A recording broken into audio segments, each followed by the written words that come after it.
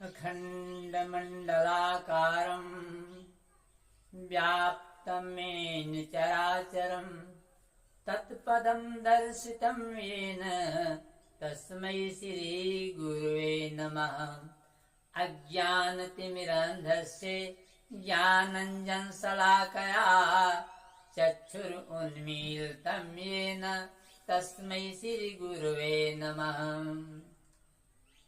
भगवान परब्रह्म परमात्मा की असीम अनुकंपा से मानव शरीर मनुष्य को मिलता है। बड़ी भाग्य मानुष तन पावा, सुर दुर्लभ सदग्रंथन गावा। 84 को भरम कर आया है मन शरम कर, हरिनाम का करम कर 2 दिन का आपदाना। बड़ी भाग्य से मिली है, इसे व्यर्थ न गवाना। ऐसा है कि मानव तन दुर्लभ अति, मिले न बार ही बार, तरवर से पत्ता झरे फेर न लागे डार। बड़े भाग्य से मनुष्य का तन मिला हुआ है, फिर मिले या न मिले। क्यों कर न तन ये पाए, क्यों वक्त को गंवाए, माया में मन फंसाए फिरता है रे दीवाना। खाली है झोली भर ले, सतगुरु की खोज कर ले, ये बात चित्त में धर ले कि फिर से हो ना आना। अभी वक्त है, अभी समय है।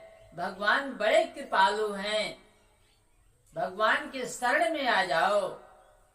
तो क्या करते हैं, अपने भक्त का दुर्गुण वो मानते ही नहीं हैं। अर्जनियो गुणी प्रभु मानी न काओ, और दीनी बंधु अति मृदुल स्वभाव। ऐसा स्वभाव तो किसी का है ही नहीं, वो अपने भक्तों का अवगुण मानते ही नहीं है। यदि भक्तों के अवगुण पर ध्यान रखते तो कभी गणिका अजामिल ऐसे पतित साक्षात प्रभु के धाम को नहीं जा पाते। तो भगवान कभी तो अपने भक्तों का अवगुण देखते ही नहीं है कि जही अघु बधे व्याध जिमी बाली, और फिर सुकंठ सोय कीनी कुचाली, और सोय कर तूत विभीषण केरी, और सपने हूँ जही न राम ही हेरी। भगवान तो भूल को, उसके पाप को, उसके दुर्गुण को सपने में भी नहीं देखते हैं। अपने भक्तों का अवगुण मानते ही नहीं है। समझ लीजिए, अभी वक्त है। आप चाहे जो कुछ किए हो और आकर के भगवान के शरण में, भगवान मुझसे मेरी बहुत बड़ी गलती हुई, बहुत बड़ी गलती हुई, आप क्षमा करें। तो भगवान इतने क्षमा सागर हैं, इतने करुणा सिंध हैं, पतित पावन हैं कि उस सब पापों को तुरंत भस्म कर देते हैं। भगवान कहते हैं, एक जन्म की पाप की तो बात हटा दें, अरे सन्मुख हो ये जीव मुहि जब ही, और जन्म कोटि अघिनाश तब ही। सन्मुख मेरे जीव आ जाए, मेरे शरण में आ जाए, तो उसके मैं कोट जन्मों का पाप क्षण में नष्ट कर सकता हूँ। इसलिए अस स्वभाव कौन सुनो न देखो, के खगेश रघुपत समलेख्यो। तो अभी वक्त है, सोच ले मन में प्राणी, अभी वक्त है, भगवान के शरण में आ जा। तू संकल्प करके आया हुआ है, गर्भवास का है वादा तुम्हारा, रटूंगा प्रभु नाम की तेरे माला। जब बालक गर्भ में रहता है, कहता है प्रभु मुझे इस गर्भ से निकालो, इस संकट से निकालो। एक समय था वो संकट का, जब माँ की गर्भ में अटका, सर नीचे पैर ऊपर था, 9 महीने लटका। तब वहां प्रतिज्ञा करता है, मुठा बांध करके आता है, मैं आपको भूलूंगा नहीं। लेकिन जन्म लेते ही धीरे धीरे भूमि उपरत भाढ़ाबर पानी और तिम जीव ही माया लिपुटानी जन्म लेता है। उसके बाद में मोह कुछ दिन के बाद हो जाता है, अपने माता को पहचानने लगता है, ये मेरे माता है, पिता है, मोह आ जाता है। लाल चीज हाथ में रख दो फिर नहीं देगा, कोई गोदी में नहीं लेता है तो पैर सीधा करके, हाथ सीधा करके झटक करके रोता है, मान भी आ जाता है। कोई वस्त्र दे दो तो छोड़ता नहीं है, छोड़ने पर रोने लगता है, लोभ भी आ जाता है। तो मोह, लोभ, अभिमान, क्रोध सब तुरंत आ जाते हैं थोड़े ही दिन में। केवल एक रह जाता है काम। काम पर, क्रोध पर, लोभ पर, मोह पर, अहंकार पर विजय पाना, यही साधना है। संतों की साधना क्या है? इन पांचों पर विजय नहीं प्राप्त कर पाया तो समझ लीजिए साधक का दिखावा मात्र है। इन पर विजय ही प्राप्त करना साधना है संतों के लिए, और गृहस्थों के लिए इसका उपयोग करना साधना है। उपयोग करना साधना है। उपयोग का मतलब ये है कि हम गृहस्थ हैं तो कर्म करें, लेकिन किस प्रकार कर्म करें? जैसे जल में कमल रहता है और कभी लिपायमान नहीं होता, कमल का पत्ता ऊपर कर दीजिए, जल इधर उधर चला जाएगा। पद्म पत्र इवाम्भसा, ऐसे ही गृहस्थी में रहे लेकिन लिप्त न रहे। मन प्रभु के चरण कमलों में लगा रहे, मन भजन में लगा रहे और तन कर्म में लगा रहे। वाणी पर निग्रह, वाणी से कोई गलत शब्द ना निकल जाए। हमेशा डरना चाहिए, हमेशा डरना चाहिए। डरते रहो ये जिंदगी बेकार ना हो जाए, डरते रहो ये जिंदगी बेकार ना हो जाए, विषयों में फंस के कहीं दुराचार ना हो जाए। तो हम क्रोध पर, काम पर, लोभ पर, मोह पर, अहंकार पर धीरे धीरे विजय प्राप्त करने की कोशिश करें। यही साधना है, यही संतों की साधना है। और इनमें ना फंस करके मन प्रभु में लगाएं। और यदि प्रभु में मन लगाओगे तो धीरे धीरे ये सब छूट जाएंगे, वासनाएं छूट जाएंगी। कब? जब उपासना के तरफ आप बढ़ेंगे। जब आप उपासना की तरफ बढ़ेंगे तो वासनाएं बिल्कुल समाप्त हो जाएंगी, और वासना की तरफ बढ़ोगे तो उपासना समाप्त हो जाएगी। इसलिए अभी वक्त है, अभी वक्त है, सोच ले मन में प्राणी, सदा ना रहेगी ये तेरी जवानी, सदा ना रहेगी ये तेरी जवानी। तो क्या करना है? सुफल नाम तन का। सुफल ये तन कब होगा? जब हम भगवान की सुमिरन करेंगे, भजन करेंगे, मनन करेंगे, उपासना की तरफ बढ़ेंगे, साधन की तरफ बढ़ेंगे।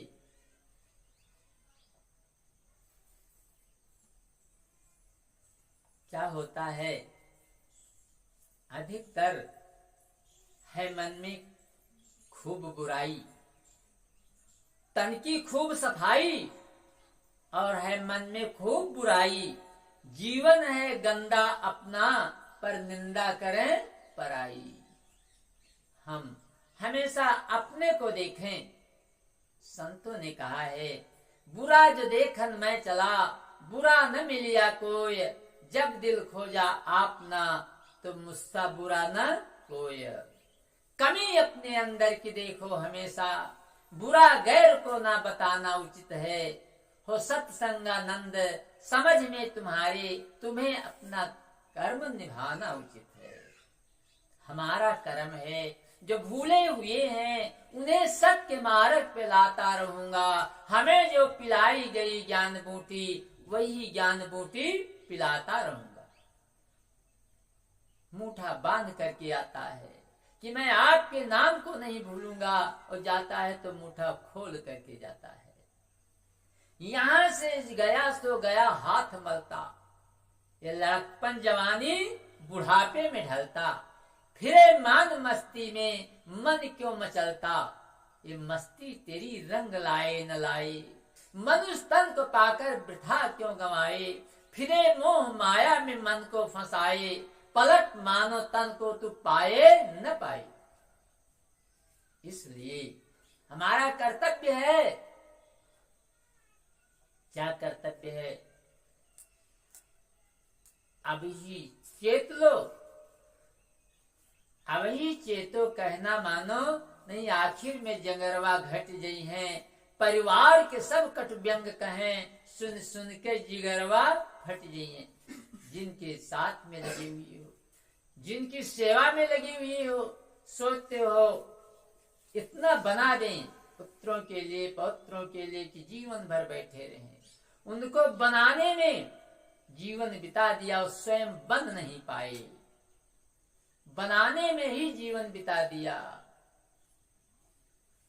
और बना नहीं पाए। तो बना नहीं रहे हो, क्या कर रहे हो? बिगाड़ रहे हो। बनाना तो ये है, जाना तो ये है, जानना तो ये है कि पढ़ शास्त्र सभी सब जान लिए, पर वास्तव में कछु जाना नहीं। और रहते हुए भी भव सागर में यदि नाव चलाने को जाना नहीं। चलती तरणी जिससे तुमने उसके वट को पहचाना नहीं। सब जानन भैरव व्यर्थ हुआ यदि तूने राम को जाना नहीं। राम को नहीं जान पाए, राम के नाम को नहीं जान पाए तो सब जानना बेकार हुआ। अरे हम लख लखई हमारे लख, हम हमारे के बीच, और तुलसी अलखई का लखई, राम नाम जपनी। यदि राम का स्मरण नहीं हुआ, साधना नहीं हुआ इस शरीर से, तो शरीर लेना ही बेकार हो गया। शरीर क्या है? साधन धाम, मोक्ष कर द्वारा, पायन जे परलोक समारा। इसी लोक को संवारने में लगे हुए हैं। कोठी बंगले मकान बना लिया, इतना दुकान हो गए, इतने वाहन हो गए, इतनी मोटरें हो गई, इतनी कारें हैं, इतने बैंक बैलेंस हैं, सब बना रहे हो, सजा रहे हो यहाँ, और सब छोड़ करके चले जाओगे। कोठी बंगले खड़े के खड़े रह गए, सब नगीने जड़े के जड़े रह गए, सब यहीं रह जाएगा, वहां कुछ भी नहीं जाएगा। ये शरीर साधना का धाम है, साधन धाम मोक्ष कर द्वारा। इसमें मोक्ष के दरवाजे लगे हुए हैं। इस शरीर को पा करके जिसने पाए न जो परलोक संवारा, क्या होता है? आखिर में सब छूटता दिखाई देता है और छूट ही जाता है। सो परत्र दुख पावई, तब सिर धुन धुन पछताए, काल ही कर्म ही ईश्वर ही मिथ्या दोष लगाए। इसलिए संतों ने कहा है पहले तो भक्ति की कक्षे में तो प्रवेश हो, दर्जे में तो प्रवेश हो। पहले दर्जे में तो नाम लिखाइए। पहला दर्जा क्या है? अरे प्रथम भगति संतनि कर संगा, और दूसरे रति मम कथा प्रसंगा। पहला दर्जा है, पहली भक्ति है संतों का साथ करो, संतों के पास जाओ। अरे नैन संत दरस नहीं देखा, लोचन मोर पंख जिम लेखा। जिन्होंने संतों का दर्शन नहीं किया उनके नेत्र कैसे हैं? जैसे मयूर के पंख में विचित्र नेत्र का बना हुआ है। और जो नहीं करे राम गुण गाना, और जी सोदादुर जी समाना। जिसने राम की गुणान बात को नहीं किया, राम की चर्चा नहीं कही सुनी, उसका जीव क्या है? और सब मामला दिन भर बकता रहता है। वो मेघा की दादुर जी समाना, मानो मेघा टर टर बोल रहे हैं। जिसने राम का नाम नहीं उच्चारण लिया, भगवान का भजन नहीं किया। जिसने भगवान का भजन नहीं किया वो उसका तो संसार में आना ही व्यर्थ हो गया। क्योंकि आहार निद्रा भय मैथुन समान ये तद पशुभिर नराणाम धर्मो हितेषामधिको विशेषो और धर्मेण हीना पशुभिः समाना। खाना पीना सोना परिवार बढ़ाना मनुष्यों में पशुओं में बराबर है। अंतर यही है कि मनुष्य साधना कर सकता है, धर्म कर सकता है, सब कुछ कर सकता है, पशु साधना नहीं कर सकते। यदि हम भी खाए पिए सोए परिवार बढ़ाए फिर चलते बने तो हम में और पशु में क्या अंतर है। इसलिए भगवान ने असीम अनुकंपा करके हमें शरीर दिया है, मानव शरीर। तो मैं भगवान के चरणों में अपना मन लगाना सीखें और संतों से जा करके किस प्रकार मेरा मन लगे, कैसे साधना होती है, क्या किया जाता है, इसका तरीका कौन बताएगा? संत। कि बिन गुरु भव निधि तरयन कोई और जो बिरंच शंकर सम होई।